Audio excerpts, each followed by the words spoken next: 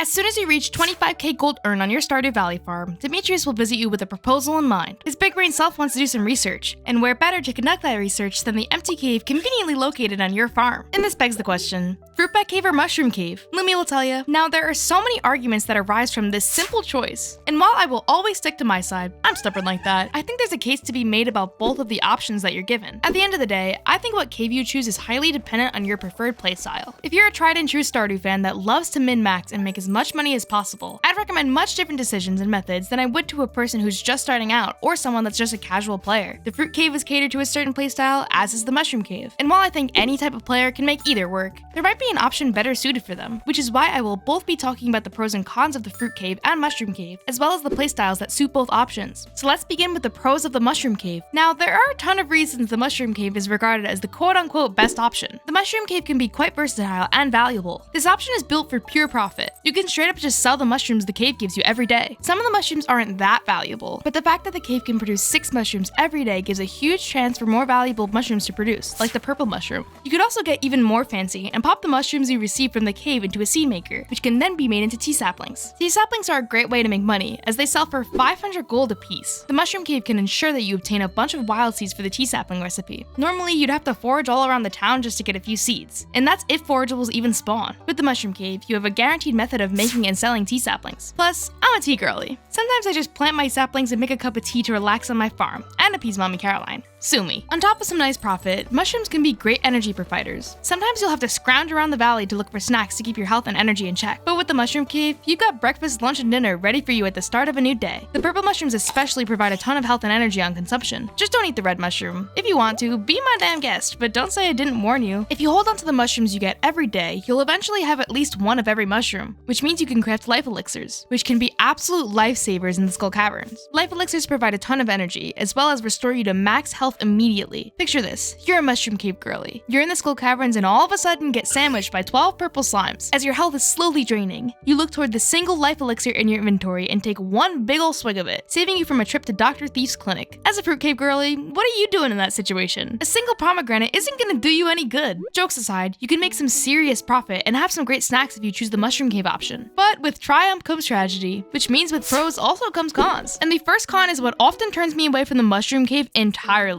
The mushrooms produce every day. Now you might be thinking, yay, mushrooms! But goddamn is it a chore to collect mushrooms every single day. At some point, it becomes monotonous and sometimes kind of irritating. Many players might enjoy the structure and consistency that comes with having the same morning routine. Get up, check mushrooms. But I am not that girl. If the mushrooms produced every day and stacked in the cave so they wouldn't disappear, it would be much more viable for me. That would be way too overpowered, so I understand why Concerned Ape didn't make that choice. Yet, because of the rigid collection schedule, it deters me so far away. Going further, because of the way the mushrooms produce, you don't receive foraging experience when collecting your mushrooms. It's virtually the same thing as picking up something a machine produced in Stardew. No experience, but you get your item. I think this makes sense, as it, once again, would be way too OP. The foraging skill would be even easier to max than it already is. But it's noteworthy enough to count as a con, especially because, spoiler alert, the Fruit Cave does not have this problem. On top of that, the mushrooms you get are always normal quality. They are unaffected by leveling up your foraging and unaffected by certain skill perks like the botanist profession, which ensures forageables are always iridium. This is a bummer because I feel like you should be able to get differing qualities of mushrooms from the cave. I really don't think it poses too much of an imbalance to have the quality of your mushrooms scale with your foraging level. And quite honestly, I think it's more so unbalanced that they don't go above the normal quality. The bias in the Fruitbat Cave's favor. Most of the things you'll use mushrooms for will ignore quality. So I guess it's fine that the cave's mushrooms stay normal quality, but I just don't get why that's a thing. And the final con for the Mushroom Cave is, there's literally another cave in Stardew that you can get without sacrificing the Fruit Cave. Yup, I'm talking about Ginger Island. In the dig site, once you blow up the rock and get Professor Plum, or whatever his damn name is, out of the cave, you'll get a free Mushroom Cave. This Mushroom Cave will give you foraging experience, and the shrooms will scale with your level, which means the botanist profession will work. Now, you won't get this Mushroom Cave for a long time, but I still can't exactly justify picking the mushroom over the Fruitbat Cave. It renders your farm cave mostly useless, because you'll get even better mushrooms on Ginger Island. At least the Fruit Cave remains kinda sorta useful even after getting the Ginger Island Cave unlocked. And that leads us into playstyles. Now, like I previously said, I think the Mushroom Cave is great for farmers who like consistency and structure on their farm. They'll have a morning routine where they do all their little chores each day, including mushroom collecting, then head off to do whatever they want that day. It is also great for farmers who are obsessed with bringing in the big bucks. To our mogul farmers, the mushroom cave is just another stream of income for you, amongst all of your other money-making ways. And finally, for my cave dwellers, it's actually so nice having life elixirs on standby whenever I'm strolling up to the Skull Caverns. If you're a farmer that frequents the caverns and volcano mines, it'll be great to have the mushroom cave on your side. And this is now my time to shine. It is now time to talk about my baby, the fruit bat cave. But before we head into that, you should definitely give me a like and subscribe to stick around if you like my videos. Many of you who watch aren't subbed, so if you like what you see, I'd be very happy if you subscribed. Also, check out my socials in the description, specifically Twitter. My Twitter game is weak. Now, I am obviously a fruit cave girly. Can't you tell? I tried my very best to not let my bias leak into my mushroom cave spiel, but I'll go on record to say that I, Lummi, I don't have a last name, hate the mushroom cave. I won't deny its usefulness, but I can make a great case for the fruit cave option. First off, the mushroom cave is all about profit, but the fruit cave is about speed. There's only really two viable methods of obtaining fruits in Stardew, and that is through the purchase of fruit saplings and obviously the fruit cave. You can find fruit in the traveling cart, but I don't consider it viable since it's an absolute shot in the dark that the cart lady will have the fruit you need, let alone have any fruit in her stock sometimes. You'll need fruit for the community center, since all fruit are options for the artisan bundle, plus a pomegranate and 3 apples are required in the bulletin/friendship bundles. Personally, fruit trees are a waste of time and money early game. The trees are seasonal, meaning by the time you can spare money on a tree you want to plant, it might be out of season or will be out of season before it can start producing fruit. They are only good as some passive income if you plant them in the greenhouse. The thing is, you'll probably need fruit to unlock the greenhouse. So if the traveling cart mommy won't give you what you need and fruit trees are a waste of time until you get the greenhouse, what do?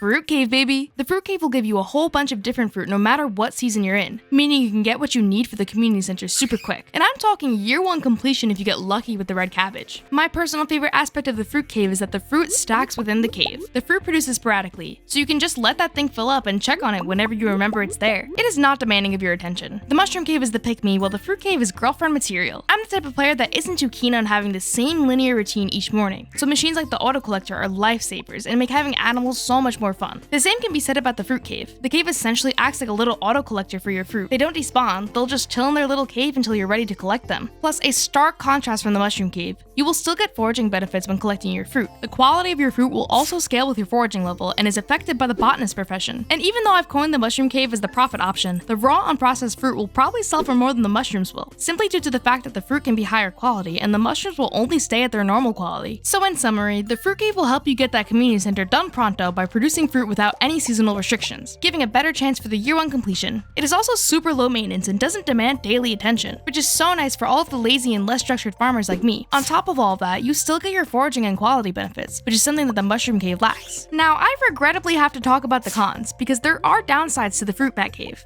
I just don't want to admit it. Firstly, the fruit that produces is random. You can say the same thing for the mushroom cave, but I think it matters more for the fruit cave. There's only a limited amount of ways you can get fruit, versus the many different ways to get mushrooms. So the one main easy option being completely RNG based kinda sucks. If you are really unlucky, you can just get a bunch of salmon berries or spice berries, leading you to have to buy fruit tree saplings anyway. All of the fruit trees have a 3.6% chance to spawn, with the exception of the apple being a 2% chance. The fruit forageables have a whopping 20% chance to spawn. That's a wild difference. And you need 3 damn apples for Marnie's bundle. It'll be pretty hard for that 2% chance to beat the 20% chance. The odds aren't great, and sometimes people are seriously unlucky. Although I detest the odds, I do think they're fair. To make the fruit tree fruits super easy to spawn would probably eliminate the need for the fruit tree saplings. Plus, to get fruit without the cave costs some coin. Seasonal forageables are free straight off the damn ground. It would make sense to make something like pomegranates more rare than blackberries. I think this choice made the fruit cave pretty balanced and fair, but still a con nonetheless. The only thing I don't like is the 2% chance for apples to spawn. I don't think it's necessary to nerf the apple spawns. They should be the same percentage as the other fruit in its respective category. Another con is that the fruit cave isn't that profitable. Sure, you can take the fruit you obtain and turn it into wine or jelly, but I think there are way better uses for kegs and preserve jars. Perhaps the fruit is all right for the preserve jars, but if you're putting pomegranates into kegs instead of ancient fruit, you're insane. Then that brings us to our playstyles. And all I have to say is lazy gamers. Anyone who hates linear schedules will love the non-committal fruit bat cave. It's also for people who want to get the community center done as soon as possible, and that means not wasting their hard-earned money on fruit tree saplings and going for the fruit bat cave. And And quite honestly, I think I'd recommend the Fruit Cave to newer players. Since new players tend to not necessarily have a plan or goal for each day,